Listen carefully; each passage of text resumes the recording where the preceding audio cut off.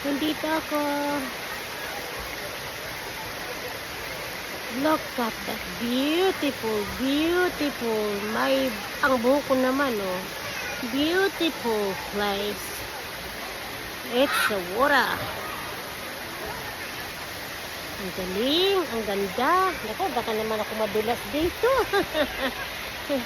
Yan, oh. Wow. It's so pretty, the water, guys. Love it.